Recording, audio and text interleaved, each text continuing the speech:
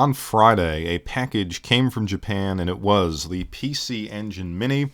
I've just spent a weekend really delving into the system, all of the games, and really have spent my first weekend with a piece of PC Engine / TurboGrafx hardware, although this time, of course, coming from Konami. And I wanted to just give my impressions of the system, go through some positives and negatives. I'm not going to do a full-on review because there are a million of them floating up here on YouTube by now, but just kind of give you the unbiased, non-influencer kind of take on this system from somebody who had the TurboGrafx back in the day. Now, while I really enjoyed my time with this system this weekend, I want to just start off with the negatives. So I think if you're going to take the time and expense to import this, it is worth knowing some of the downsides before we talk about some of the high points of this console. So I wanted to start off talking about the gamepad for the PC Engine Mini, because I think it is actually one of its weakest components. So let's look at it up close. The only positive thing I could say is that it has a rather long cord, I believe a 6-foot cord, but beyond that, it just, feels very, very cheap. It is very,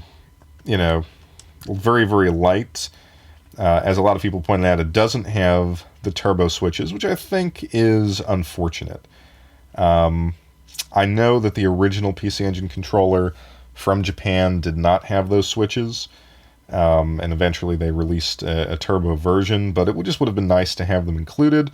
Buttons feel solid, but I think the real drawback is the D-pad, which just feels cheap and not very accurate, particularly in some of the Bomberman games where, if you press it, if you don't get right on sort of the right or left-hand side, he'll sort of move down and not right. So it's just not an accurate pad. I mean, it sort of makes do, but, it's been a long time since I've had the original TurboGrafx controller in my hands, probably 25 or more years.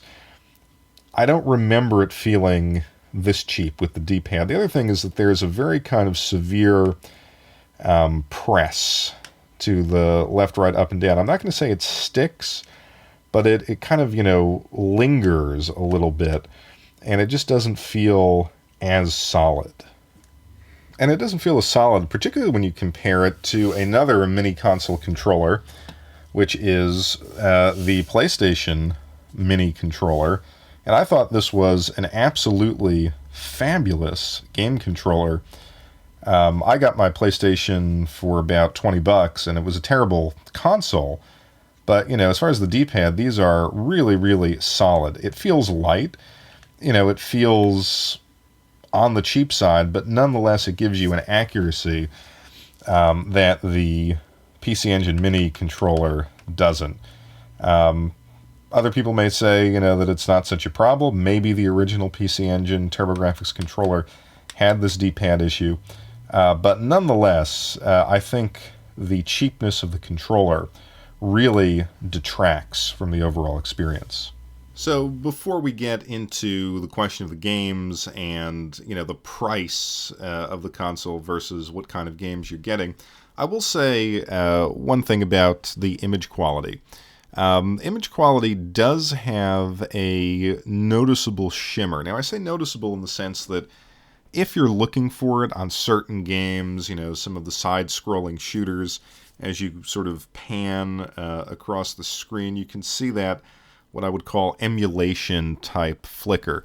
Now, it doesn't affect gameplay, and I would go so far as to say it's something that we've been sensitized to by some of the, image quality people on YouTube who constantly break down, what's wrong with this product and, how you can mod your consoles to get the absolute best image quality. I think for those of you who have no issues with emulation, you maybe will see it, but it won't detract from your enjoyment of the game, and particularly because I think the response time is, generally acceptable by emulation standards, so you're just going to see these little imperfections here or there, and I think it's easy to move past.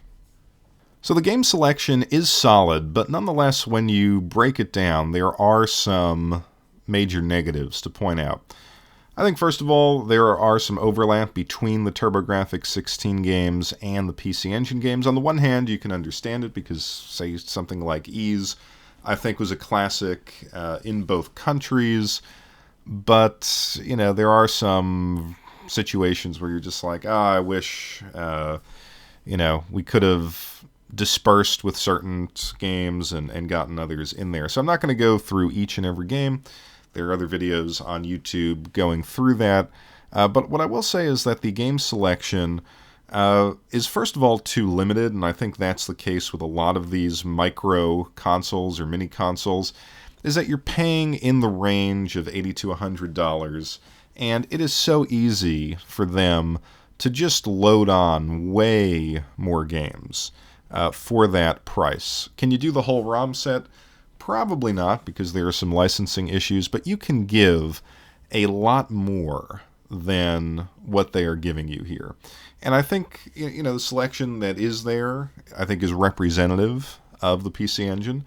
I think it kind of highlights the uniqueness of the console, because you're getting so many different types of games that I think younger gamers probably haven't had a lot of experience with. But nonetheless, it's just too limited. I mean, I think there's about, on the Japanese version, 56, 58 games, which is fine, but you could easily make that 108 games and include a lot of the obscure, wacky stuff, or in fact, some of the games that are missing. The third Bonk game is not on here. I think another omission, although it's not a great game, is Keith Courage in Alpha Zones. Keith Courage was, the pack-in game for the TurboGrafx 16, and as someone who owned it back in the day, that was very much a memory of mine. Now, again, it's not necessarily worth playing. I think, there are other RPGs. I mean, they could have given us Magical Chase, probably one of the most expensive games out there. There's a noticeable absence of Capcom games. The terrific Street Fighter II. They could have given us the original Fighting Street. Again, that may have been a licensing issue, so I can't kill them on that. But I do think beyond just the limitation of the game selection, there are sort of missed opportunities to give fans and to give the players additional value. And I think one of them, even if you didn't include hundreds of games and you just had this selection, why not translate Snatcher or, license one of the fan translations that exist online? That would have added real value. And for that alone, with the games on offer, I could have said, okay, for $100 to get a localized version of Snatcher would have been awesome. It's very sad that they didn't do that. Similarly, the Tengai Makio game, the Far East of Eden game, I think that is an RPG that has a tremendous amount of potential. I played, I would say, 50-60% of the first version of that with a guide, and it's just a fun, classic RPG that I think if they had translated, fans could have had a lot of fun with. So, it's just a kind of a lack of effort, I think. If they could have done one of the two of those things, and I think Snatcher really, knowing your audience, knowing the fact that there are a lot of retro gamers who would like to play Snatcher, I think that would have been a solid choice and a way to add a lot of value to the console. And then lastly, I've always thought that when you do compilations like this, you should be adding something beyond what can be obtained online. I mean, let's face it, you could emulate all of these games. You can get the full ROM set. You could put it on a Raspberry Pi, on a PC. If you still use Magic Engine, all these things are playable. So they need to give you something beyond just the game. And so I thought, having cheat codes or different little hacks to the games to play the games differently, something like they did with the Sega Genesis collection on Steam, although I realize we don't have the online functionality to, download all of the Steam Workshop stuff. But even if it was a simple invincibility code or extra lives or change how many bombs you get in one of these shooters or something like that. That's another thing that would allow you to play through the games in a slightly different way. Now, not everyone wants that. Everyone, there's some people who are purists. But I think just to have some kind of fun stuff like that, so you can experience the games, maybe the full games. There's some games here that I'm relatively good at, and there are some games that I'm terrible at. So, maybe with R-Type as an example of a game I'm awful at. So if I could, lessen my damage and just kind of see more of the game, I think that would be interesting as well. So, it's one of those situations where the games are good, but they just could have done a lot more with what's on offer. So now let's talk about the positives. I think one of the universal positives a lot of people have talked about is the quality user interface. It's easy to navigate, it's bright, it's colorful, it has kind of fun background music, and when you select a game, the sort of hue card goes in, or the system card, it has a nice tactile click, and if it's a CD-based game, you can hear the actual CD system spinning up. Plus, there's a whole bunch of button combinations to get little Easter eggs and extras, whether it's I think there's 3 games floating around. You can check online to see how to access them. And then there are all of these error screens that you can get by pressing start or run and select on some of the CD games. And some of them actually have like little mini games on the error screen. So, it's a nice love letter to those who grew up with the system, including like different backgrounds with the sort of NEC computer speaker screen. You've got the Turbo Express handheld overlay. It's not particularly great to play on that, but it's very nostalgic. So I think that they really did a good job with that. I think the physical design is good. It just feels nice to have that classic white PC Engine, in my game room. And it's not all that much smaller than the original, which was also very, very small. So it looks good. It's a nice physical piece of nostalgia, and the UI has that nostalgic design as well. So I talked about the negatives of the game lineup, some of the omissions, but I think it's overall a quality lineup. Now, there's about 20 shooters, and if you like shooters, I think it's a solid choice to pick up. I will say that the shooters alone don't necessarily make it a good value, because, that's not everyone's favorite genre. But I think there are some legitimately excellent games that people should experience. So I think one of them that you have to say is Ease. If you haven't played Ease, it is a really accessible, fun, old-school action RPG with what I think is probably the best soundtrack of the era. Certainly one of the best soundtracks of the era. So it sounds excellent. It has that CD quality, Red Book quality sound.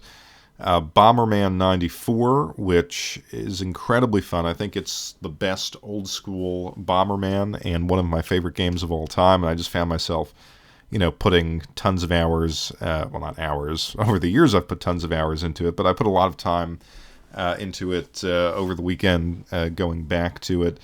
Air Zonk is a really, really fun, accessible, colorful shooter, and I think it may be, one of the best shooters of the lot. You've got, obviously, Dracula X, sort of the Castlevania game in all of its glory, incredibly fun. And then a game that I just discovered, which was Spriggan Mark II, which is unique. It is a classic side-scrolling shooter of that era with some voice acting and a story, and even a story mode. So even if you're not great at side-scrolling shooters, you can still kind of play through the game and experience the story, which is in Japanese, but it's a unique touch. It's something that you rarely, if ever, saw in that genre. So there are those gems on there, and I think those games are games that you could really spend a lot of time with, and are certainly equally as enjoyable today as they were back in the day. And I think the last point that is worth pointing out is that the PC Engine, the types of games it offered, the incredible variety, and if you import this, the fact that, you get the US games, but you get a lot of these interesting Japanese games, makes this mini console something unique in gaming. And I've always felt that about the TurboGrafx 16 and about the PC Engine, is that the library, when you play through the library, you're getting an experience that is fundamentally different than what you got on the NES, on the SNES, and on the Genesis. Now, I didn't necessarily appreciate that back in the day, because when you only had a TurboGrafx, you kind of felt, left out. But going back, it has a certain feel to it. It has a certain variety to the games, and the fact that, this is definitely not mainstream, and it still has that appeal. So if you are a retro gamer and maybe you missed out on that whole era and this part of the 16-bit era, I still think that for $100, I think it may have cost me $110 to import this shipped, it is a good deal because there is a lot of fun to be had. But more broadly, I just wish it gave you more of that goodness than it has on offer. So it really is a kind of personal choice. Do you have the nostalgia for this? If so, you will like it. Even if you don't have the nostalgia, but you like retro gaming and you want something different, I think you'll like it. But if you're, not of that era and you don't have a taste for that 16-bit era and to kind of just see what the other side of it was, then maybe it's a little expensive for what you're getting. I, however, am very satisfied. I did enjoy it, and it is something that I will continue to use moving forward.